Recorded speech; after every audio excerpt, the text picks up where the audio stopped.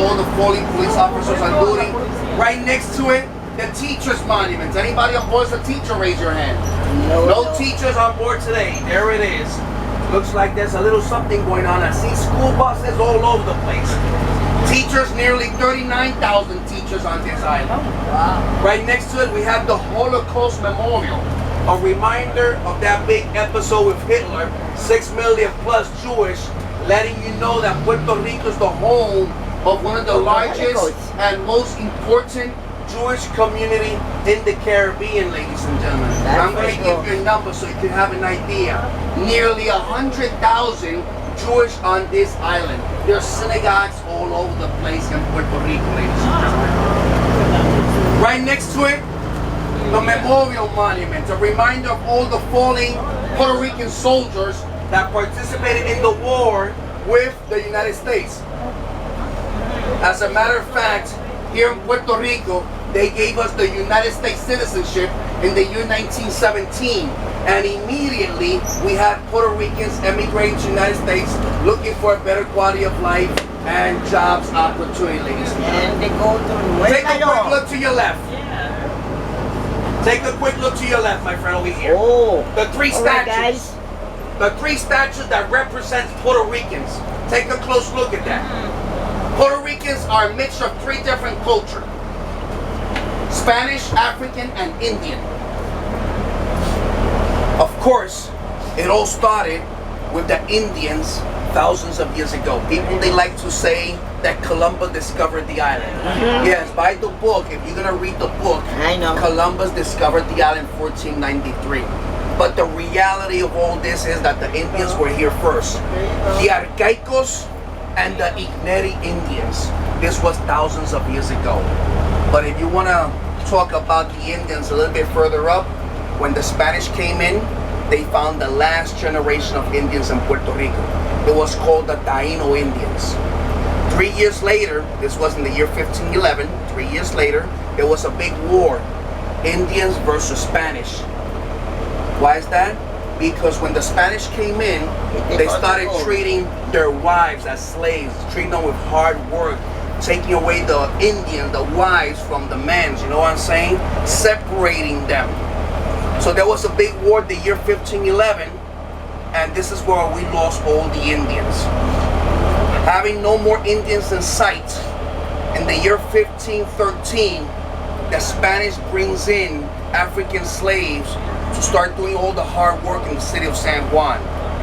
The fortification, the entire defense system, and the city of San Juan. So that being said, Indians had no participation at all in the making of San Juan, ladies and gentlemen. All right.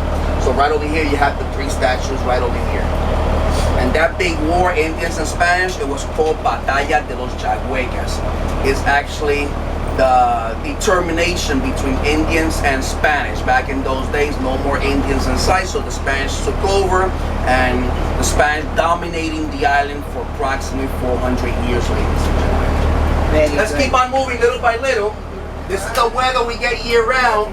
Either it's raining or sunny, but hey, don't forget that this is our winter, okay? This is the kind of weather we year-round. It doesn't get cold in Puerto Rico at all. So if you ask me, we need the 4 seasons.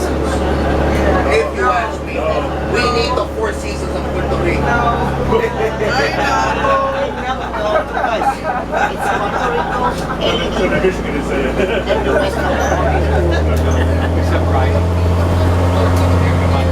I like to spend my New Year's Eve up north a little bit when it's nice and cold. That's what I like to do. My friends, so according to the History Channel, this small little island, right in the middle of nowhere, Puerto Rico, between the Atlantic Ocean on the north, the Caribbean Sea on the south, is only 100 miles long, 39 miles from north to south.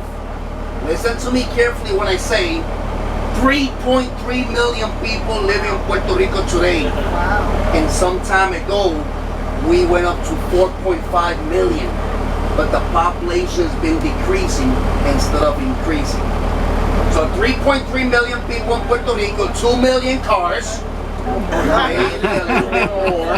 South America. 68% of Puerto Rico is mountain, nearly up to 4,300 feet high above sea level. And those mountains play a very, very important role in the weather condition of this island. Goes from east to west, dividing the island in half, coast to coast. In the north of those mountains, it rains a lot. It's where we're standing at. Nearly 200 inches of rain every year. But in the south of those mountains, 20 inches of rain with a little luck. This is Puerto Rico, discovered by Christopher Columbus some time ago, 1493. That's 1 year after America. And just for the record, we celebrate Columbus Day twice. Not only our holidays, we celebrate the United States holidays. It's a total of 27 legal holidays in Puerto Rico. The next thing you gotta ask yourself is, and I think it's a fair question, do anybody work here?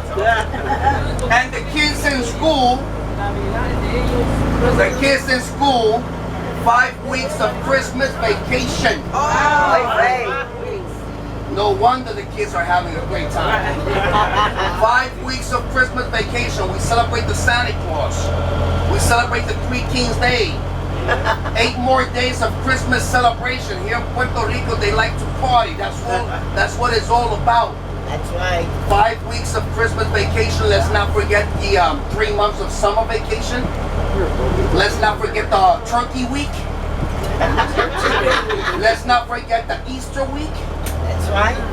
And the list goes on and on. And I see that space over there. That's my space. That's no. Oh. Ooh. If you slow, you blow. Okay. So this is our Capitol building, completely made in marble, inside and outside. It's 100% marble. This building. All the marble from the outside is from the state of Georgia. Yeah! That's what I'm talking about. It's from the state of Georgia. Inside, we have marble from Alabama. We have marble from Tennessee. We have a small little example of marble from Spain. And the majority of the marble inside this building is from Italy. So that being said, it's 4 marbles from the US, 1 marble from Spain, and 16 different kinds of marble from Italia. Built in 1929, less than 4 years in the making of this building over here, with a neoclassic architecture in combination with a Spanish architecture. Long story short, our Capitol building is considered the 3rd biggest Capitol building made in marble completely in the United States. Very similar to Washington, D.C. First one's in Rhode Island, second one's in Massachusetts, and this is the 3rd biggest one. The House of the Senate and Representatives. Between you guys and me, 84 congressmen inside this building. Rumors is that these guys in there, they make more money than the President of the United States. I believe you. And I didn't say that. Let's grab the opportunity so you guys can go inside, take pictures. First floor only, the entire first floor only. Christmas tree all over the place, Christmas decoration, and restrooms are available. At the lobby area to your left, you got the restrooms. Strongly recommend. This place is highly recommended. You should go ahead and check it out because it's strongly recommended. And after that, let's do this first. And after that, on the other side of the road, you can take pictures of the shoreline and everything, my friends. So come on down. We're gonna spend 15 minutes over here. Come on down. Not really. Okay, so stay here. Leave the bag. You're going. Yeah. I'm gonna move over there. Right? I got a spot over there. Yep. Go inside first, and then you can take pictures on the other side. Like looking at that.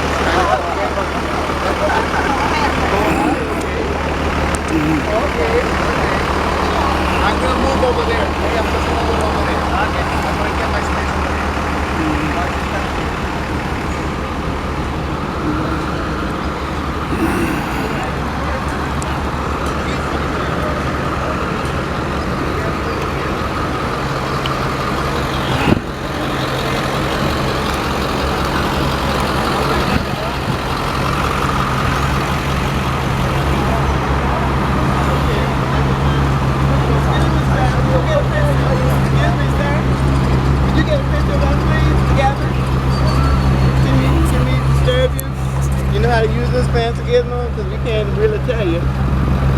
Yeah, okay, right.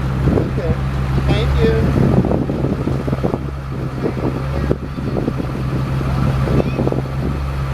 You look nice, good. Smile. Cheese.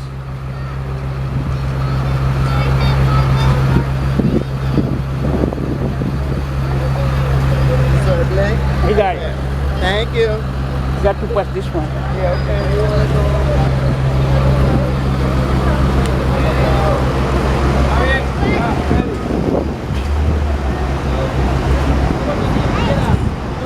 Ice cream, homemade ice cream. Ice cream, homemade ice cream. De coco, de frutas tropicales y fried chicken.